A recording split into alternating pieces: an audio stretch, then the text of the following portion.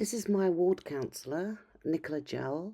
She's from the Democratic Alliance and represents Ward 54.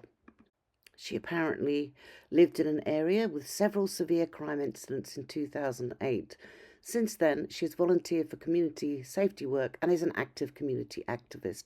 People were crying out for more policing, saying the South African police service must be more, she recalls. Wanting to help look after her fellow community members, Jowell started a neighbourhood watch with 2 other women in 2008. Yet despite wanting to help her community members and being an activist, for the community, Councillor Nicola Jowell's colleague, Mayor Hill Lewis, on the 5th of June 2024, served a gag order on me, simply to stop me making films like this and to stop writing emails just asking for the law to be enforced. Isn't that what our councillor said she did? Isn't that what she did as a community activist? That's what we do, Mayor Hill Lewis. We hold you accountable. We pay your salaries. I'm not frightened of you or your white entitled DA supporters that live in my community. You have 7 attorneys, Mayor Hill Lewis, 7 against me. Little old me. What are you frightened of? Just because I'm telling the truth? 11 lever arch files, Mayor Hill Lewis. How much did this cost the ratepayer? This is an aerial shot of Beta Road in Backhaven. Road to the right with yellow hatch lines is Victoria Road. This is a main road which leads into town, and the other way goes to Llandudno, Hout Bay and beyond. Beta Road is the only road off Victoria Road which services the beaches. It's the only road you can access by vehicle.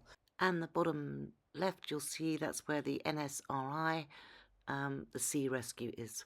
For some reason, the council have let this area become overdeveloped. There's just not enough parking and too many people. Backhaven Rocks are a very popular destination with the youth, and unfortunately many of them don't adhere to our laws. There are 2 beaches, and the only access to the beach via a vehicle is in Beta Road. And as you can see from these photographs, when there is an incident on the beach, we need space for the vehicles to park and attend to the emergency. So 107 emergency line in Cape Town, how can we help you? Hi, good afternoon. I'm just complaining about illegal parking on yellow lines outside of my property. I can log the call for you. I'm voice recording this as well, just so you're aware. No problem. Plus minus, how many vehicles are parked there, ma'am? There's 3 at the moment on one side. It's all over the pavement, which, as you know, sir, it's illegal in terms of the Traffic Act. And also people cannot walk on the pavements or the walkways. And somebody's going to get hit by a car. I've filmed many near misses. I just keep a record of this, and every time I call 107, I send the mayor the number you send. 107 are great. It's what happens afterwards that's the problem. Okay, no problem. I'm speaking to you. My name is Chrissy Phillips. Okay, no problem, ma'am. I'll log the call for you. We'll send it through to traffic and an SMS. Okay, and please tell them all of these people are white. This is white privilege, sir. Now, I want to know why the whites are allowed to get away with these, breaking the law with impunity. But when the blacks do it, then there's another story. And this is why this country is in a terrible state, sir. You cannot have one rule for the rich, white, entitled, and another rule for the poor, black. You can't. It's very wrong. We have to adhere to our brilliant laws. That's all we're asking. Okay, no problem. I'll log it. I've sent it through to traffic, and they'll send a traffic officer out there just to find them. Thank you, sir. You keep safe. Thank you. Okay, thank you. Bye-bye. 107, hello. Hi, hello, good afternoon. I had a thank you for calling emergency services, and I've got a reference number. Can I give that to you? I'll take it just now, ma'am, if you can kindly hold. Thank you, darling.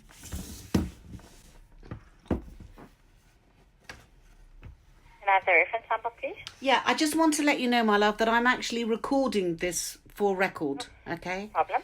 Thank you, darling. Now, I'll tell you exactly what happened is a traffic cop came, and when the traffic cop came, I went out of I opened my gate because I wanted to film the traffic cop, just to, tell her what was going on and to let her know that I was filming her. And then he started to shout and stick his fingers up in the air at me, okay?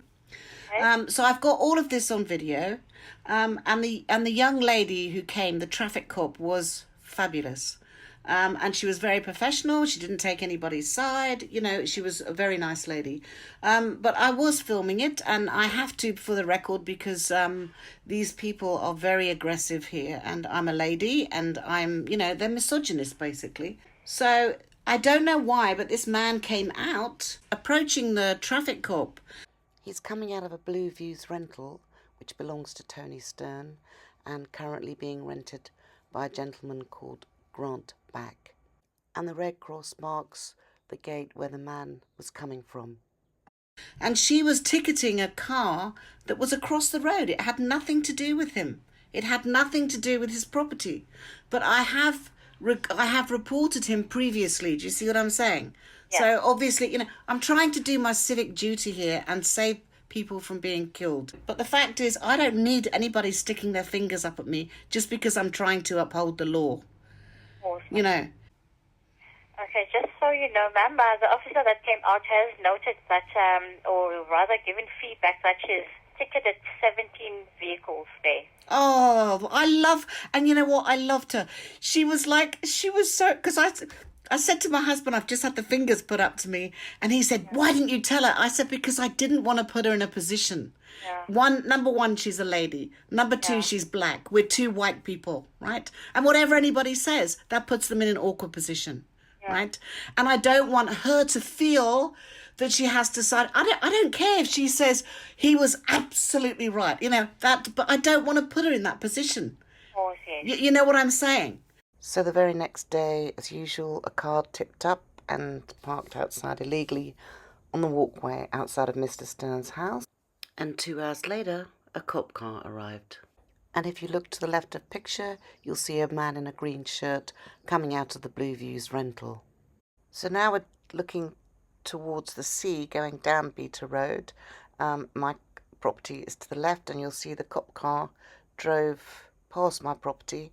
And here's the man in the green shirt with a cell phone. Now he knows that cop is coming. So then he walks past Mr. Stern's primary residence, which is on the left-hand side, and he goes down to greet the cops who are now backing back up Beta Road. And he's conversing with them for some time, so I just will keep the visuals going just so you can see how long he was talking to them. And now the cop car is backing back into my property and parks. And you'll note the red car parked the wrong way on a yellow line on the walkway, and also the car above him too is parked illegally. And now you can see the man in the green shirt. He's now being greeted by a tall man inside Mr. Stern's main residence. They continue chatting for some time, and I'll let the visuals run. And then eventually the man in the green shirt walks away from the front gate, and he's followed by a tall elderly man wearing a floppy hat. The elderly man is Mr. Stern.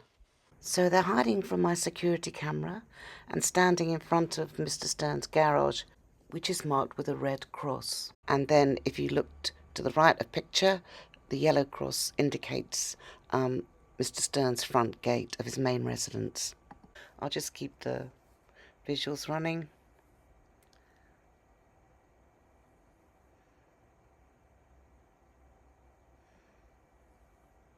And now they come out and go towards Mr. Stern's primary residence, and then they go into Mr. Stern's front gate. And then Mr. Stern and the man in the green shirt watch the cops ringing my doorbell and then entering my property. Hi, I'm Chrissy. Hi. Hello. Hello. How you doing? Hi there. You right? Yes. Good. Sorry, I was just about to get in the shower. I apologise. Who is Christine Phillips? Me. It's you, man. Yes. All right. We have a protection order here against you from Mr. Grandbeck. Oh, that was him yesterday. All right. Everything is written here. You're going to have a copy of yourself. Thank you. But what is important here, that is on the 16th of January 2024, Yes. you must be in court. Okay. Okay. Yes, the address is here, Thank you. 830 in town, Cape Town. Okay. That you can read. This is your copy. Thank you, sir. This is mine that I will complete in front of you. Do that Okay. and sign for me. That you received it.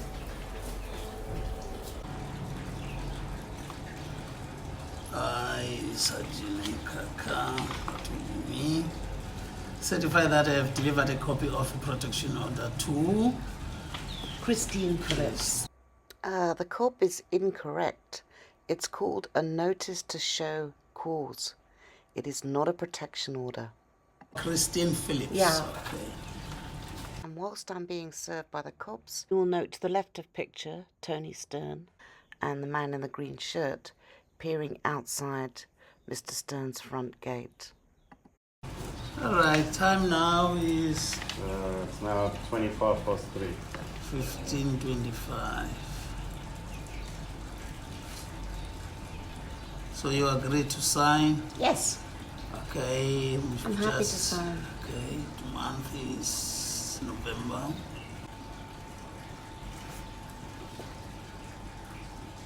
Here we I'll just get go. a Thank you picture. very much. Can I just get a picture of your return of service? Thank you, sir. And also the whole, oh, you've got the whole thing. Okay. Pleasure. Thank you. Thank you very much. Thank you. I appreciate all you do to keep us safe. Thank you.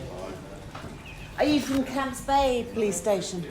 Okay, thank you. And who's your new commander?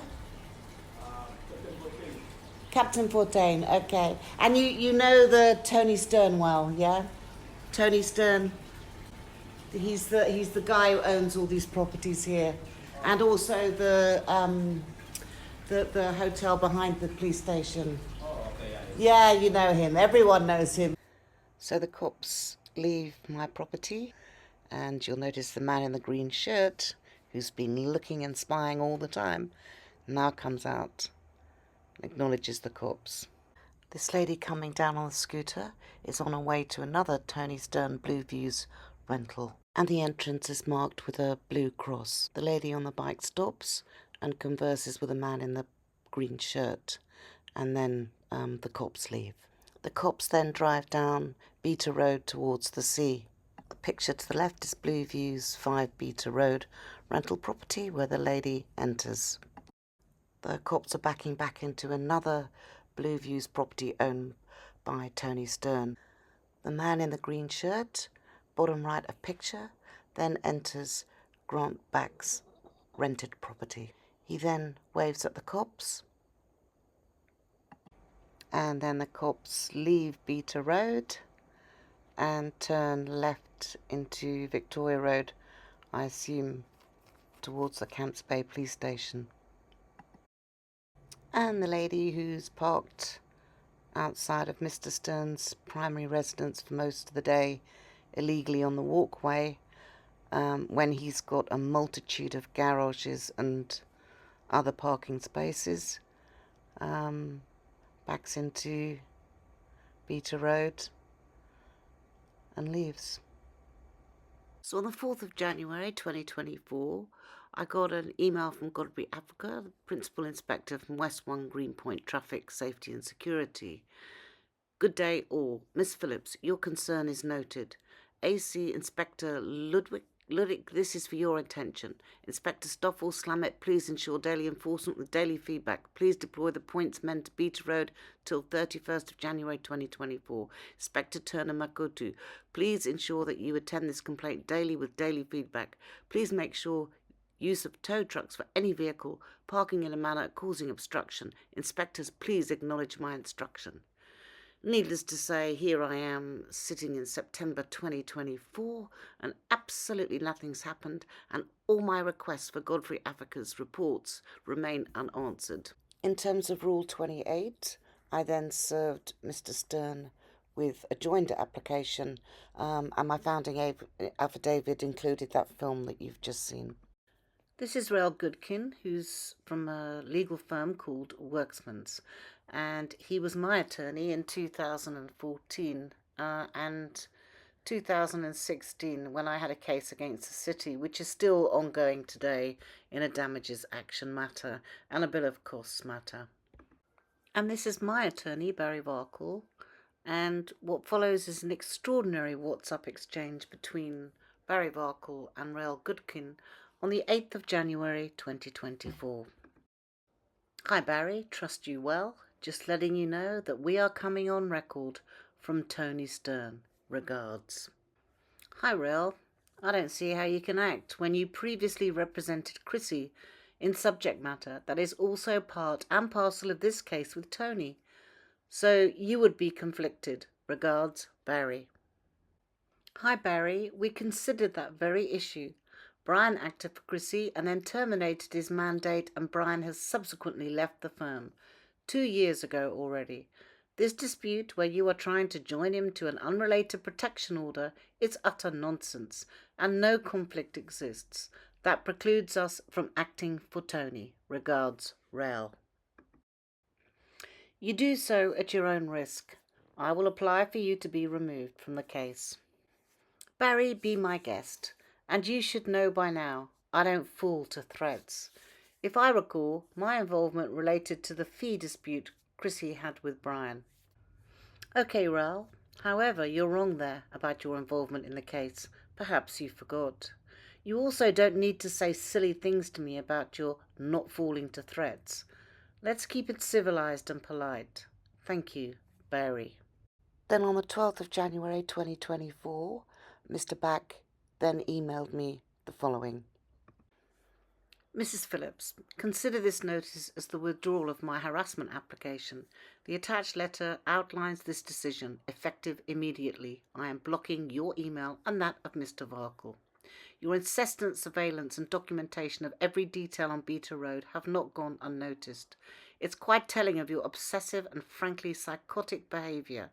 Your actions, from relentless letter writing to photographing and utilising CCTV, demonstrate an unsettling fixation on others while neglecting your own actions. Your conduct clearly reflects a disturbed and unhappy individual, intent on spreading misery to others. Cease any attempts at communication or further actions that negatively impact those around you.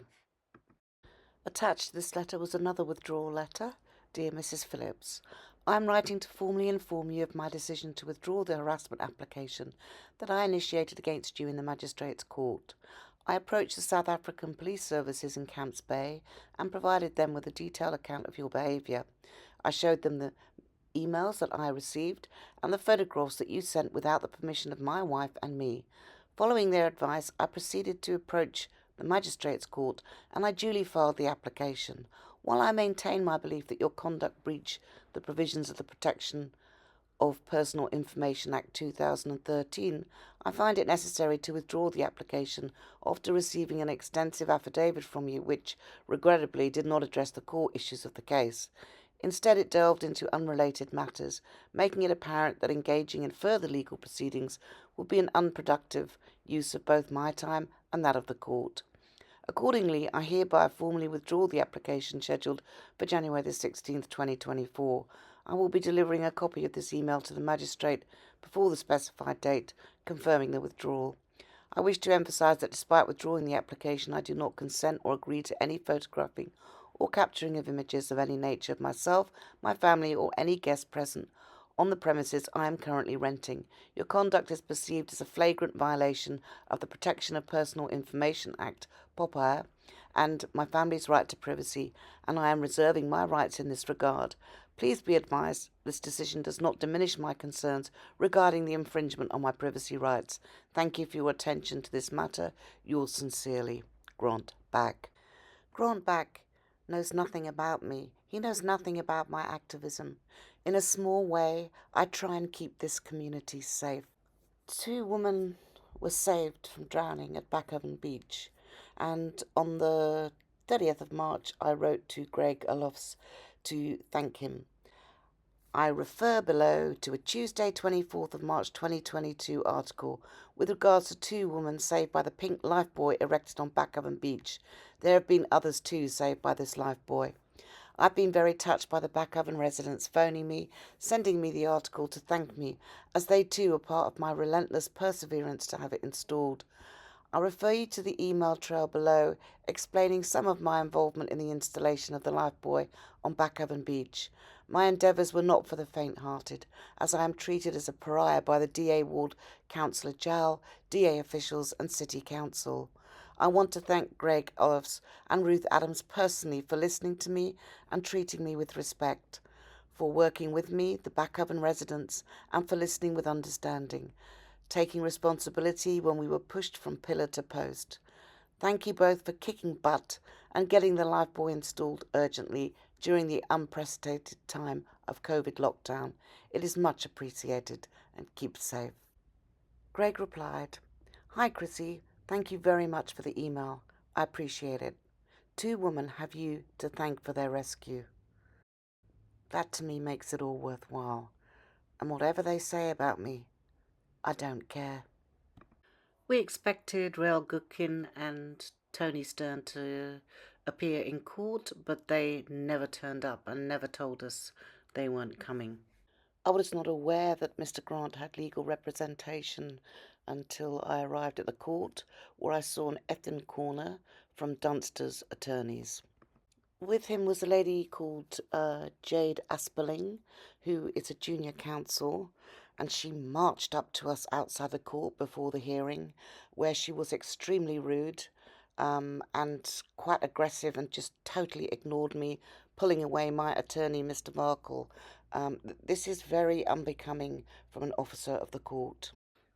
Magistrate was Mr. Godwana, and I'm going to let the hearing run its entirety, just to expose the fact that the rich white men can still run a neighbourhood, and at the expense of us who just don't have the resources to fight them.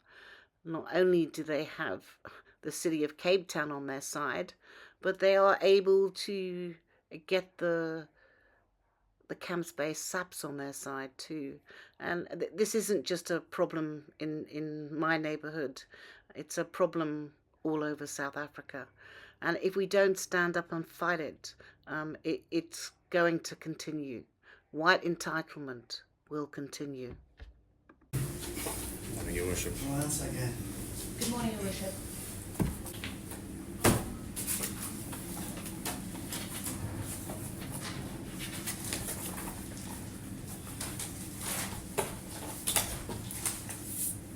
This is case number H1409 of 2023. Case number H1409 of 2023. As court pleases, Your Worship, my surname is Asperling. I'm instructed by Dunster attorneys. My attorney of record is with me in court today. And Your surname again, ma'am? Asperling, A-S-P-E-L-I-N-G, Asperling. A-S-P-E-L-I-N-G. L-I-N-G. Aspen. Thank you, counsel. As court, we appear for the complainant.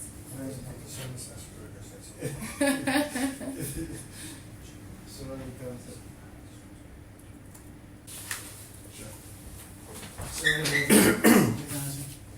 Yes, counsel. Your Worship, we appear for the complainant in this matter. Okay. As court pleases. Thank you. Yes, sir. May it please the court, your worship, good morning. Attorney Barry Varkel, that's spelled Varkel.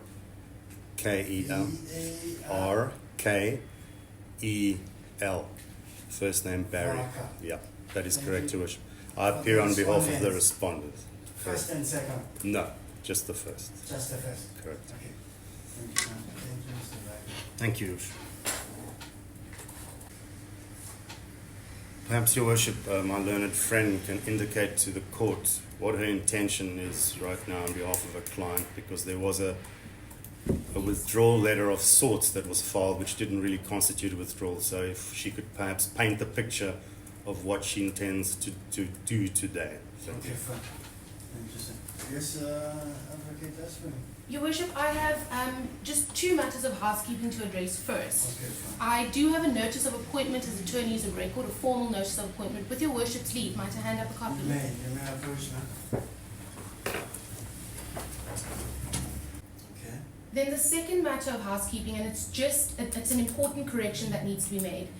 Your Worship previously referred to the second respondent. Yes, yes. There is no second respondent yet. So what has simply happened in this matter, this is the return date. The complainant attended court in person and represented himself from the beginning, so that is from the 27th of November, when the notice to show cause was issued, until yesterday. He represented himself in person. When the first respondent, or the applicant, when the respondent, Ms. Phillips, instructed her own counsel and filed her answering papers, she together with that brought an application for joinder. No joinder application has been decided yet, and so there is no, for all intents and purposes, second respondent at this stage of the proceedings. What happened in between the filing of the answering papers and the launching of the joinder application was the complainant, Mr. Back, when he was not legally represented, sent formal correspondence to Ms. Phillips, the respondent, indicating that his intention is to withdraw this application. Now, Your Worship, my learned friend does have a copy of the correspondence. What I'd like to hand up to Your Worship, and just in the interest of transparency, is email correspondence from Mr. Back to Ms. Phillips, dated the 12th of January at 11:59, and coupled to that is a response from my learned friend, dated the 12th of January at 4:53.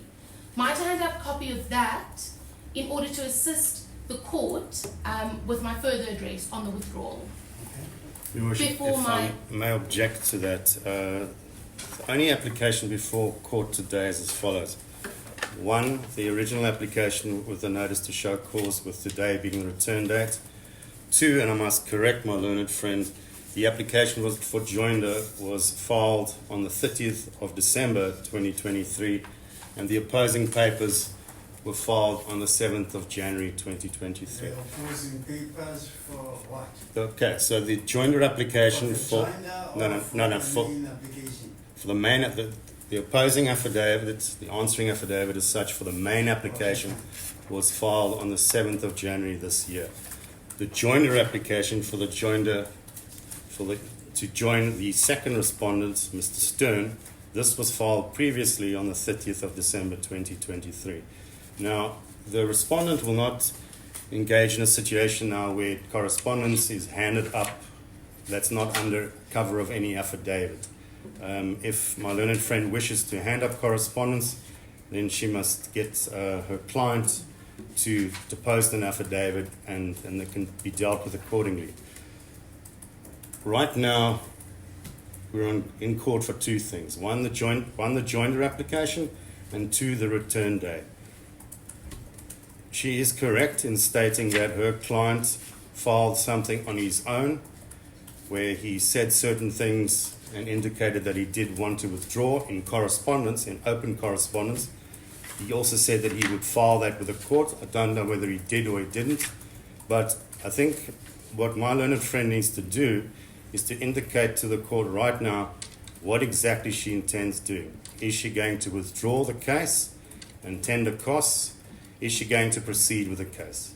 No one wants to sit here and waste their time, including the court, Your Worship, and I just need some sort of direction from her what the purpose of her being here today is. Because if a client in his own name said, I want to withdraw, which in my view doesn't constitute a withdrawal because there were conditions to it and certain further allegations, then we need to know where we're going, Your Worship. We're all in this taxi together. We need to know what is the destination, where are we going to arrive.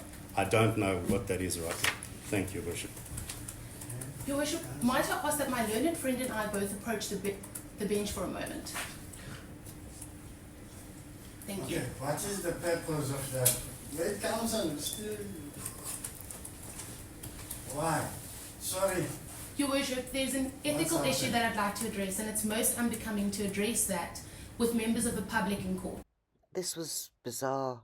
The only members of the public were me and Grant Back, the applicant and the respondent. So, of course, and the attorney. So, why can't she just say what she wants in the court? That is the purpose of us approaching the bench. Might I do so? Your Worship, I do not understand what the problem is right now, Your Worship. If there are ethical issues and it's against me perhaps, then my learned friend must approach the requisite regulatory authority, which is the LPC. But we're in court here now, Your Worship, for a simple issue. Today is the return date for the notice to show cause. What is my learned friend going to do today? That's all I want to know. Thank you, Your Worship. Your Worship, might we approach for just a moment? It is important. It is important because I represent the complainant in this matter. The complainant is Dominus Litis. What is happening is my learned friend continues to interject me every time I try to address the court. I understand what my role is today. I understand what I am briefed to do, and I don't need continuous interjections which seek to mulk really what my client seeks to do here today. The correspondence I wish to hand up, my learned friend has had sight of, my learned friend has responded to. These proceedings are sui generis. I was briefed yesterday. Because Grant Back only briefed you yesterday is not my problem.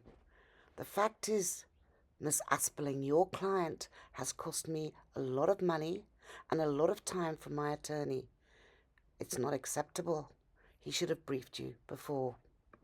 To assist a complainant, which had my learned friend given me the opportunity to address your worship on, I would have explained, had attended court in person, had sought to have this correspondence filed in court, which in his correspondence he tells my learned friend's client and the respondent he is going to do, and he was then asked to come to court today and to file it today in court. That was what he was directed to do.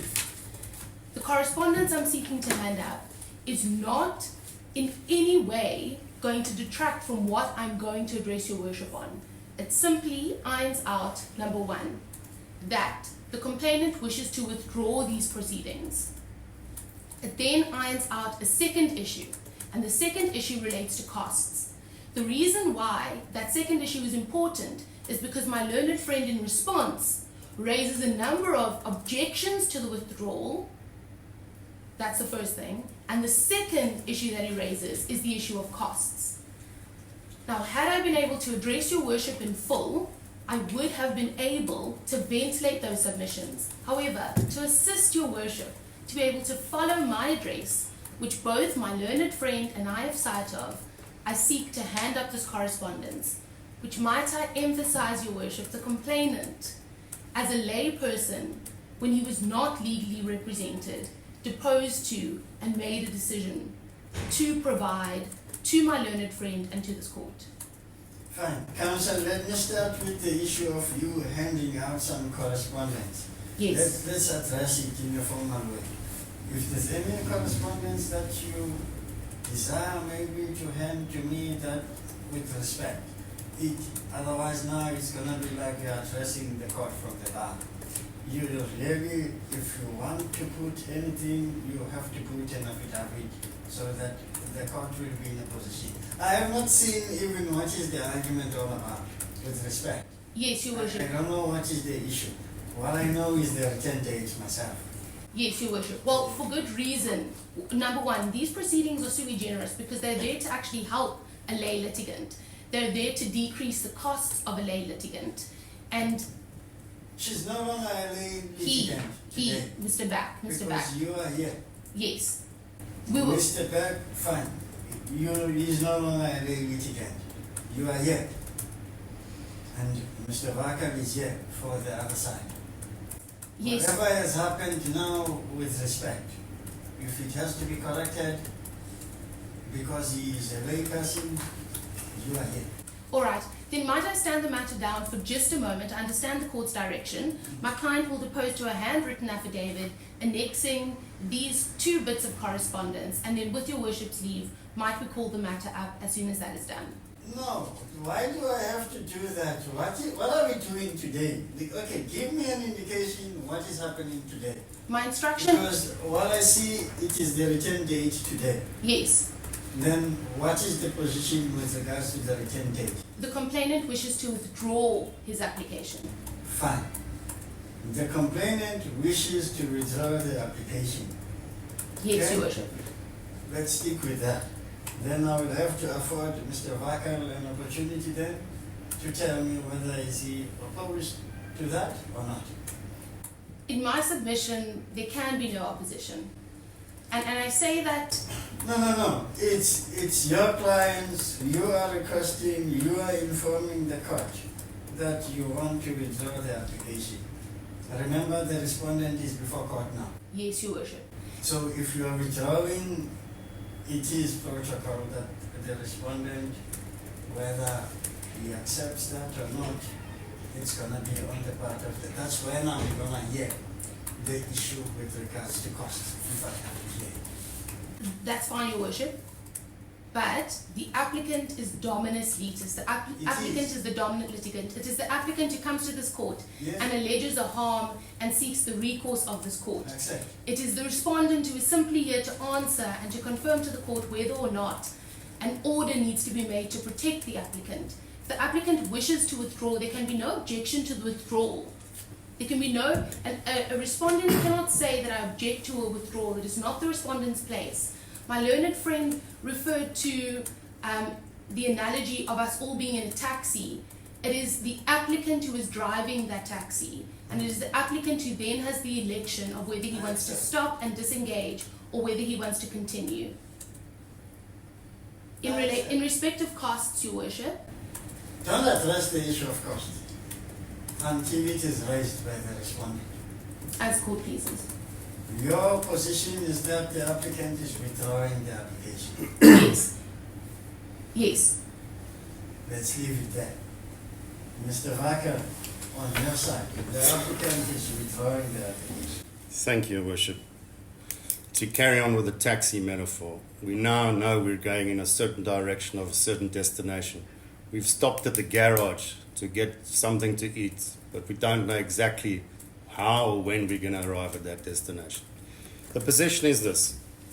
Should my learned friend and her instructing attorney wanted to withdraw, they could have filed a notice of withdrawal this morning by email on me early and said they were withdrawing the case. They would have to tender costs, party at least, on the lowest scale. They didn't do that. My client is now in court, I'm in court, she's incurring costs, we're incurring time, we're using up the court's time that could be better used for other issues, especially if this case was going to be withdrawn and it wasn't withdrawn. And my learned friend knew that when her instructing attorney put them on record, that she could have easily filed the notice of withdrawal and tender costs in the most rudimentary way. Now, respondent doesn't want to waste the court's time, but respondent is here for a specific purpose, and the purpose is this: for the joinder of Mr. Stern as the second respondent, and then for the dismissal of the application, and a request for costs on an attorney-client basis, because these are vexatious proceedings, and there is provision in it. There is provision for this in the Harassment Act, for request for costs on an attorney-client scale, jointly and severally against the applicant and the second respondent, the one paying the other to be absolved. So we brought here to court for no reason whatsoever. My client had to waste all her time and energy during the holidays to file an answering affidavit, which took her some time.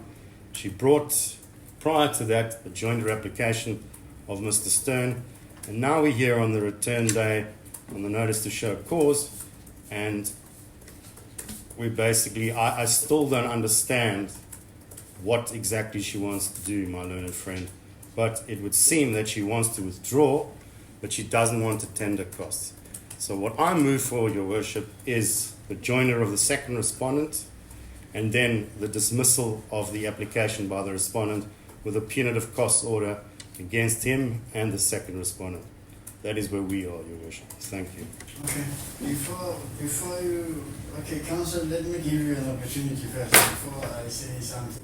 I'm most indebted, Your Worship. Well, my learned friend has raised two issues. It's not just that of cost, but it's also that of joinder. Okay, Counsel, before I allow you to address me, Mr. Vakel, can you address me on one thing? Indeed, Your Worship. There's only one thing that is before me. Counsel for the applicant is withdrawing the application.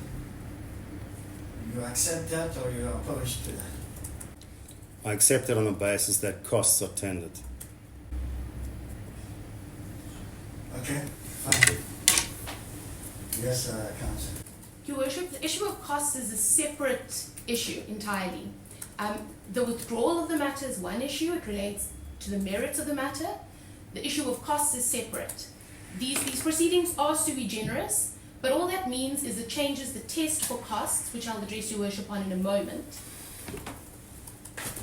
The test for costs in these proceedings is whether the application was launched, and Your Worship knows, I don't need to repeat it. No, you don't. Your Worship is well aware of the test for costs. Yes, I do. Now, Your Worship, in these proceedings, we had a lay person. It is clear that these letters, which I've addressed already, are not drafted by Buck himself, but by a professional attorney. And the correspondence that I sought to hand up, and I ask Your Worship to accept it in light of the fact that the proceedings are sui generis, in light of the fact that they were deposed to by a layperson, because it speaks to the heart of what this layperson understood the process to entail. In that correspondence for his withdrawal, he substantiates his withdrawal to the respondent. He says to the respondent, I instituted these proceedings in the harassment court because, one, I went to the police, the Camps Bay police station. I told them what the issue was that I had with the respondent, and they said to me, go to the harassment court. The harassment court will help you. He says, on receipt of the answering papers, he realized that this was perhaps not the best forum. Alternatively, that his complaint had been improperly instituted and that he needed legal advice. But before doing that, he first tried to attend, what we do know is that he tried to attend court yesterday to file this withdrawal and to avoid a lawyer getting involved. Now I go through this, and my sincere apologies for making these submissions from the bar. They are contained in the correspondence, written in the complainant's own hand and in his own language. It is contained in this correspondence. That is what he sought to do, without having to incur legal expenses, without having to incur the cost of a postponement and the filing of further affidavits, without having to incur the cost of applying to this court for him to submit further evidence in accordance with the Harassment Act. That conduct shows that this person didn't do this frivolously. He went to the police, he trusted the police, and the police said to him the best forum to ventilate this dispute is the harassment court.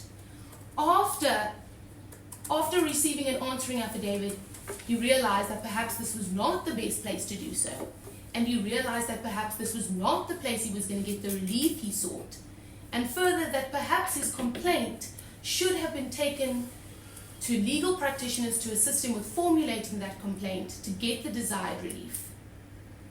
If I can turn to, Your Worship. if I can turn your worship to what is before your worship, and that is the complaint. If your worship has regard, and just to this point, if your worship has regard to page 3, which is where the complainant lists the incidents of harassment. He speaks to repeatedly taking photographs, but then in line 7, he refers to violations of the Poppy Act and violations of his rights to privacy, an infringement of what we as legal practitioners know and people who are familiar with it, and your worship is most certainly an expert in the law knows, is a violation of an entrenched right in this country. That's what he sought recourse for. Perhaps this, and this is for the complainant to decide. It is for the complainant to decide whether he wishes to withdraw this application, to reinstitute it either in the harassment courts, a properly constituted complaint, or in an alternative forum, or whether he wishes to refer this matter to a mediator. Your worship will have noted from the records that these are neighbours, that these are people who live across the road from each other, that these are people who are going to be living in close proximity to each other for a long period of time, and that that all the complainant simply sought was an opportunity to have an immediate protection of what he terms his privacy rights. That's what he sought. Your worship will have also noted that unfortunately the application wasn't properly substantiated, and so there are further issues that are incumbent with the application not being properly substantiated, and with certain rules and procedures which we are all bound to by the harassment court in terms of the Act. Your worship, before I take a seat, might I turn my back for simply a moment? Yes. As the court pleases. Your worship, my client has instructed me to raise a further issue, but Don't raise the issue on the merits. no, it's not an issue on the merits. It does relate to the costs. Okay, fine. If it relates to costs, fine. I want to hear. And it relates to most uncomfortable doing this on record, but it relates to my learned friend's relationship with the respondent. My instruction is that my learned friend and the respondent are married, and my client's instruction is that there simply cannot be costs. There cannot be legal costs because they are in fact married and they live on the same property, and at all times when the complaints which are addressed in the application were instituted and were taking place, they were actually taking place at the behest of both the respondent in her personal capacity as well as my learned friend who is married to and living with the respondent. I have nothing further to add. Okay. Fine. Mr. Vaca, is there anything further? Thank you, Worship. I'll keep it short. First up, my learned friend continues to give evidence from the bar. If she wants to call a client, she must put her client on the stand. That's that aspect. Second aspect is she's raising merits of the main application, which today is clearly not the time and place for that. Thirdly, with regard to costs, the Act specifically states costs. 16, paragraph 16, this is the Harassment Act. The court may only make an order as to costs against any party if it is satisfied that the party in question has acted frivolously, vexatiously, or unreasonably. Your Worship, this case had no foundation in fact nor in law. It was brought for a specific reason, and it was brought frivolously. There was no need for this application.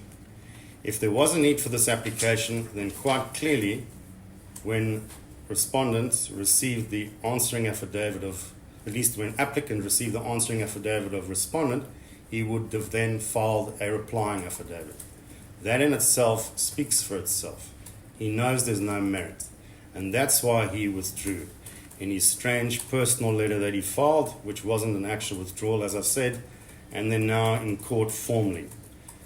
I asked that costs be granted as per Clause 16, Paragraph 16 of the Protection from Harassment Act 2011. They've indicated they want to withdraw, which on their own version says there's no merit. So we're all wasting our time here today. Everyone was brought to court unnecessarily, and this could have been filed. A court register then entered the courtroom. Okay, sorry, Mr. Vaca. Perfectly in order, Your Worship. Yes, sir. You may proceed. So where we are, Your Worship, is simple. We've now arrived at the final destination. Everyone wants to get out the car, but the driver must decide, in order to get out the car, whether he doesn't want to drive these passengers anymore, or whether he wasted their time on a trip to a destination that they didn't want to go to, and he wants to give them their petrol money back. This is where we are, Your Worship. I say that he wasted the court's time. He knew this was going to be withdrawn.